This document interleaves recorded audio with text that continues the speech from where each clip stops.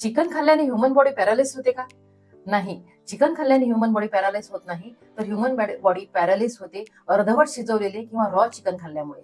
इंडियामध्ये सध्या एक रेअर सिंड्रोम वेगाने स्प्रेड होत आहे, की ज्याला GBS किंवा गॅलेन बॅले सिंड्रोम्स म्हटल्या जाते.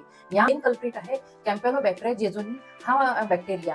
हा बॅक्टेरिया चिकन व इतर पोल्ट्रीच्या इंटेस्टाईनमध्ये आढळतो आणि हा बॅक्टेरिया 70°C पेक्षा कमी शिजवलेल्या किंवा रॉ चिकनच्या इंटेस्टाईनमध्ये तो तसाच जिवंत राहतो.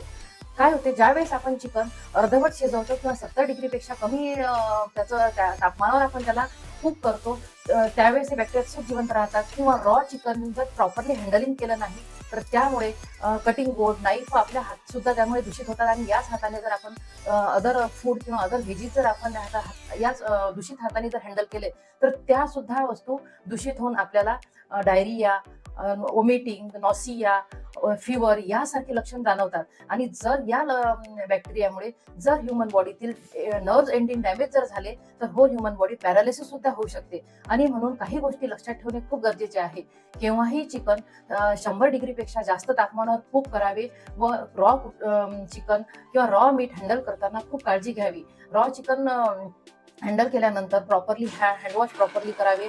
कटिंग बोर्ड, नाईफ हे सुद्धा प्रॉपरली वॉश करा. आणि सर्वात महत्त्वाचे म्हणजे रॉ चिकन किंवा रॉ मीटच्या संपर्कात अदर फूड व अदर व्हेजिटेबल्स त्यांच्या संपर्कात येऊ देऊ नये, की ज्यामुळे त्या गोष्टी दूषित होऊन आपल्याला त्याचा संसर्ग जाणवणार नाही.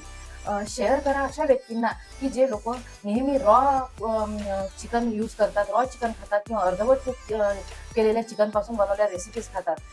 Cook well and stay well.